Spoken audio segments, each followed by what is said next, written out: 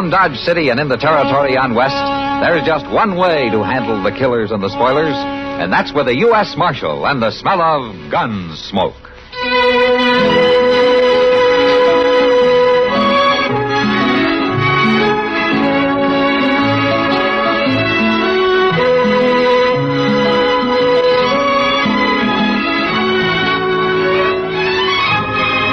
Gunsmoke, starring William Conrad. The story of the violence that moved west with young America. And the story of a man who moved with it. I'm that man. Matt Dillon, United States Marshal. The first man they look for and the last they want to meet. It's a chancy job, and it makes a man watchful. And a little lonely.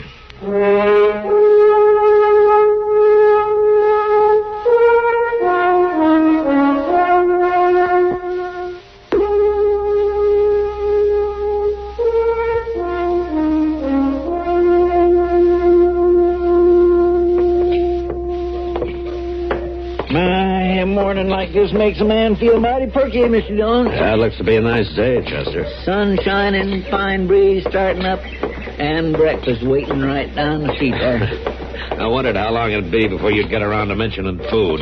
Oh, I like to eat. I know, Chester, I know. Give you a knife and a fork and you turn into a tiger. Oh, no, it ain't that bad. Wait a minute, Chester. Well, been a long time, Matthew. Yeah, a long time, Carl. Just rode into town 5 minutes ago, and the first man I run into is you.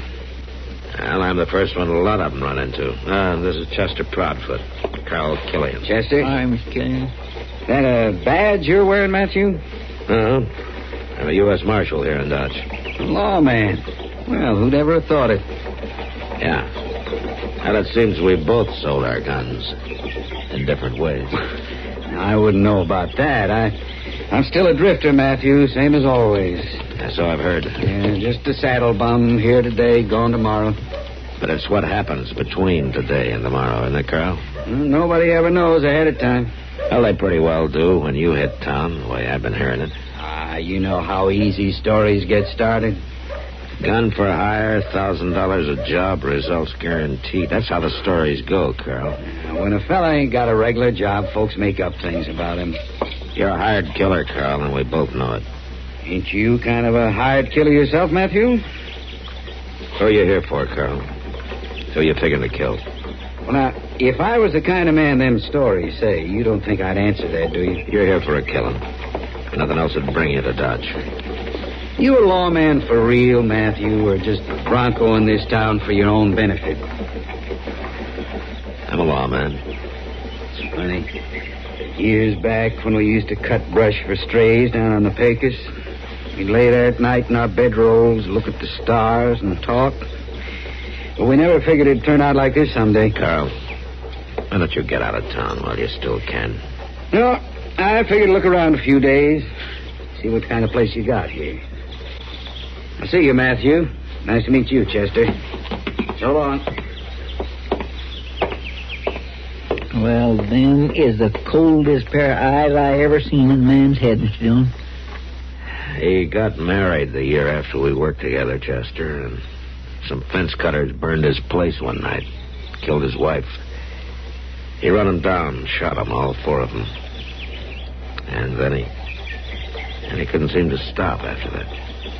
Who do you reckon he's after? I don't know. Well, it gives you the creeps, not knowing when or who. Yeah, forget it, Chester. Come on, let's get some breakfast, huh? You go on ahead, Mr. Dillon. For some reason, I guess I just ain't hungry.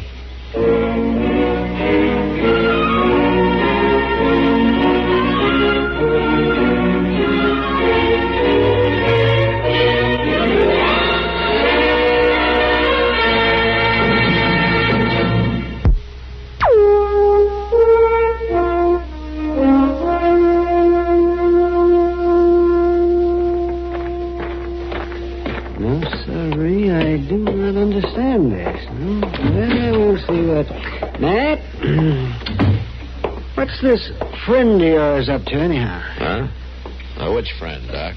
Carl Killian, that's who. He's not a friend. Been a long time since he was. Why? What's he been doing? That's just it, nothing. He's not been doing one blessed thing. Well, then. Matt, everybody in town knows who he is and what he's here for. But they don't know who the mark's on. Why, it's got them so spooked they're ready to jump out of their skins whenever a door closes. Well, I can't do much about it, Doc, until he tips his hand some way. He hasn't committed any crime in Dodge, and he's not wanted anywhere else. And why isn't he wanted? And he always managed to goad his victims into making the first move, so it's self-defense. You got any idea who he's after? No. Well, there's 24 or more men around town who think they're the one. One of them may be right, Doc. Killian stopped in front of Wilbur Jonas's store window this morning, stood looking in there for a while. As soon as he left, Wilbur locked up and went home. And he's been sitting home there in this parlor ever since, with a shotgun across his knees. I doubt he's after Wilbur. But you don't know. One of you men the Marshal? Yeah, I am. Come on in. Marshal, there's a man here in Dodge that's fixing to kill me. Oh? Oh, what's your name? Tex Bartow. This man calls himself Carl Killian. He's been hired to follow me here and do me in. Well, half the town thinks that same thing, Tex. Yeah, but I know. I seen him in Pueblo 2 weeks ago, and now he turns up here. Pueblo, huh? I got in some trouble there, Marshal. Not with the law. I was cleared. But I killed a man in a fight, and his friends swore they'd get me one way or another. How does Killian figure in it? He was there. He seen the fight. I didn't know who he was then, but I remember his face all right. And they hired him. I know they have. He ain't here just by accident. He might be right, Matt. If Killian was in Pueblo just before he came here, that must be where he was hired. Yeah, maybe. You've got to lock him up, Marshal. I can't do that, Tex. I got no charge. But if you don't, he'd kill me. Running away wouldn't even help. He'd just follow me. Keep clear of him, Tex. Don't let him push you into drawing against him. Where you staying? Dodge House. All right, then go on over there and stay there. And keep off the street, huh? All right. In the meantime, I'll try to figure something out. Okay, Marshal. So long. If he's not the one, Matt, there's another possibility you maybe haven't even thought of. Me, you mean? Yeah, I thought of it, Doc. Would he take a job like that? With you being friends once? You think he'd really do that? Yeah, he'd do it.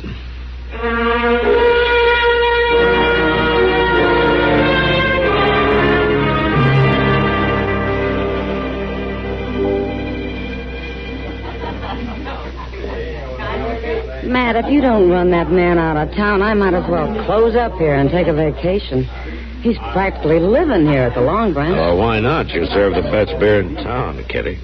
He's about the only one to serve it to. The minute he comes in, the rest of the boys start edging toward the door. Well, you can't blame him. It's pretty hard to relax with the executioner standing at your elbow.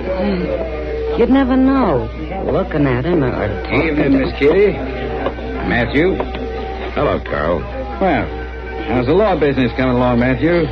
Yeah, the town's been pretty quiet the last few days. I noticed that. Don't seem to be hardly any people around at all. Well, at least not close to where you are. Folks hadn't ought to feel that way. I don't mean no harm to them. Were you in Pueblo just before you came here, Carl? I might have been. Why? Well, is that where you took on the job? I reckon you believe all them stories, all right. Just like everybody else. Miss Kitty. Yeah, Rusty? Oh, good evening, Marshal. Mr. Killian. Hello, Rusty. Evening, Miss Fennel. Excuse me for butting in, Miss Kitty, but Melba and Becky wondered if they could have the rest of the night off. Seeing there's not much business anyhow. Sure. Tell me, go ahead. You see, Mr. Killian, you're ruining my business. I'll try to make up for it some right now if Miss Fennel will do me the honor of having a drink with me. Why, sure, I'd love to. Good. See you later, Matthew. Miss Kitty. I'll give him credit on one thing, Matt. The girls all like him. They think he's fine. Well, he was fine once. It makes you jumpy, though. The way he moves around, not saying much, but always watching. Well, it started some of the citizens thinking, all right. Well, everybody's guilty of something, Matt. I even catch myself wondering if I'm the one he's after. Yeah, that's not likely, Kitty. But even you're not sure. No. You see? You know, I almost wish it'd hurry up and happen so we'd know, so we'd have it over with. Well, I guess a lot of people feel that way, but there's nothing they can do. Hey, What is it, man? Tex Bardo, that kid that came to see me this afternoon. He's got a gun. All right, Killian! Hold it, Bardo! He tried to shoot Killian in the back. Yeah, tried is right.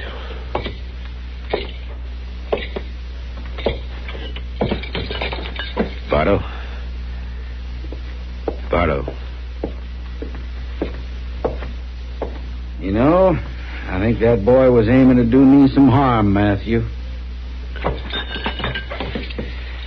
Well, he's dead, Killian. I didn't have much choice the way he come at Oh, me. you're in the clear. It was self-defense. I saw it myself. Just another job done according to order. What are you talking about? He was the one you were after, wasn't he? I never saw that boy before in my life. Never heard of him. Don't even know his name. No, Matthew, if I really was after anybody, I still am.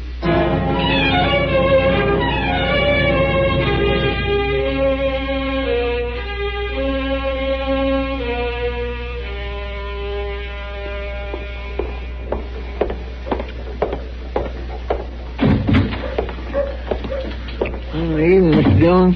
What are you doing back here, Chester? When I gave you the night off, I didn't figure to see you till morning. I'm giving up. Going to bed. Can't have no fun at all in this town as long as that doggone old Killian's around. He has kind of slowed down the nightlife, hasn't he? They just ain't nobody out no place, hardly. And them that is so busy looking over their shoulder and jumping sideways that a man can't get to feeling easy no matter how hard he puts his mind to it. Yeah, it just seems a shame to waste all that hair grease and that boiled shirt, though, Chester. I figured you'd end up as the king of the Long Branch. Well, now, that's another thing. You know that little old girl over at the Long Branch I've been kindly sweet-talking lately? Oh, Rusty Fennel? Yeah, well, now she can't see me for dust. She just keeps hanging around him all the time. That's not smart to get serious over a dance-hall girl anyway, Chester. Well, now, Rusty ain't just a common dance hall girl, Mr. Dillon. She comes from a real good family. Oh, is that so? Well, yes, sir. Her papa and mama's dead, but she's got a rich uncle that's a very important man, and his health ain't too good neither the last couple of years. So that's why you're so interested in her, huh? I thought it was true love, Chester. Yeah, well, now, Mr. Dillon, I ain't one to always be thinking about money, but it sure don't hurt none to know that the only heirs is just her and her cousin in Pueblo. Pueblo? That's where her uncle and her cousin live. Why? What's the matter, Mr. Dillon? Chester, I think I'll drop over to the Long Branch and have a talk with Rusty. Well, she ain't there now. She left with that gall darn Killian.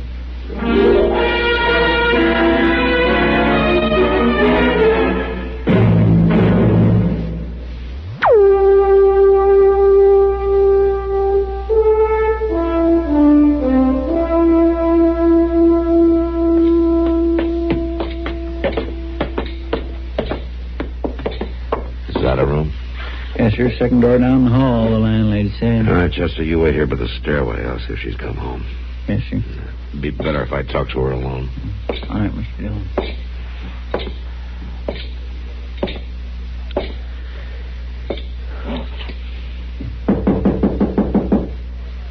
Who is it? It's Marshal Dillon, Rusty. I'd like to talk to you for a minute. Well, it's awful late, Marshal. Oh, that won't take long. It's pretty important. All right, just a second.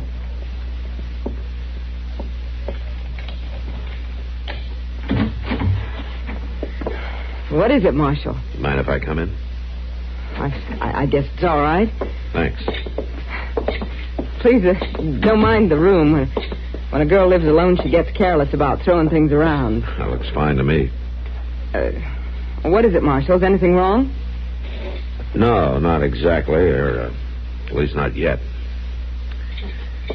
Rusty, I hear that you've been seeing quite a bit of Carl Killian the last couple of days. Yes, I guess maybe I have. I see. Well, I think he's nice. I think people are wrong about him. Rusty, how did you happen to meet him? Did he make a point of trying to get acquainted with you? Well, he came into the Long Branch a few times, and he talked to all the girls, but he seemed to like me the best. But, Can't we talk about something else, Marshal? Killian's the reason I came here, Rusty. Well, come on over by the window. It's so hot in here. Oh? All right, sure. Here, let me open it for you.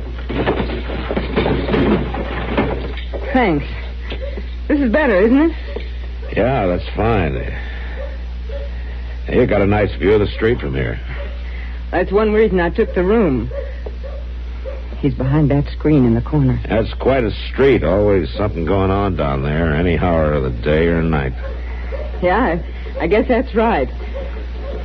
He didn't want to see you. Now, there's the night stage pulling in from Walnut Creek, Pueblo, and Denver. Rusty, your life's not worth 10 cents. Mine either. What? I say, it looks like they're carrying a short load tonight. If I know him, he's got a gun on us right now. You're the one he's here to kill. I don't believe you. Now, just take it easy. I'm going to jump his move. It's the only thing I can do. Now, just stand still.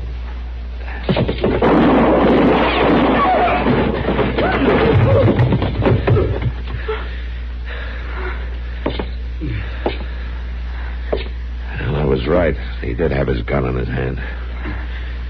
But why? Why did he want to kill me? Your cousin hired him. Your uncle died in Pueblo 2 weeks ago. I checked by telegraph an hour ago.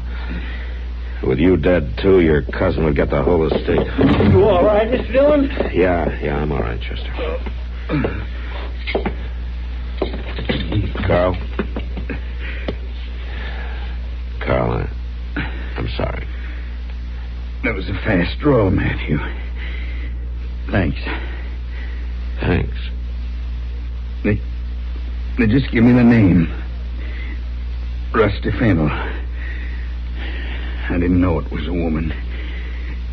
Not till I got here. I never took a job like that before. Who hired you, Carl? Young fella in Pueblo. A cousin, I think he said. I'd have turned it down if I'd known it was a woman.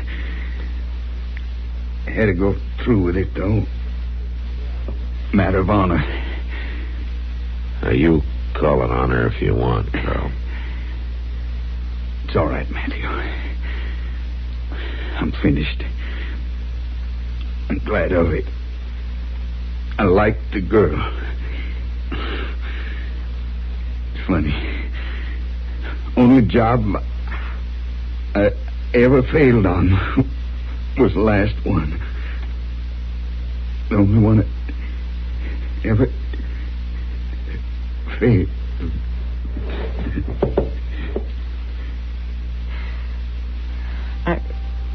I thought he was so nice. He was just waiting for a chance to kill me. Well, he'd had 4 days to do it, Rusty, and he hadn't tried. You know, sometimes a man can win by failing. And maybe he got just what he wanted.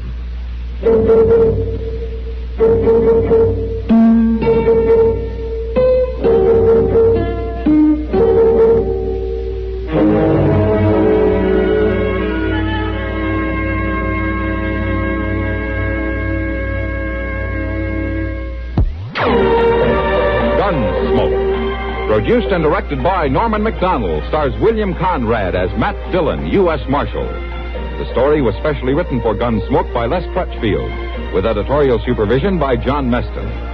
Featured in the cast were Vic Perrin, Dick Crenna, and Virginia Christine. Parley Bear is Chester, Howard McNair is Doc, and Georgia Ellis is Kitty.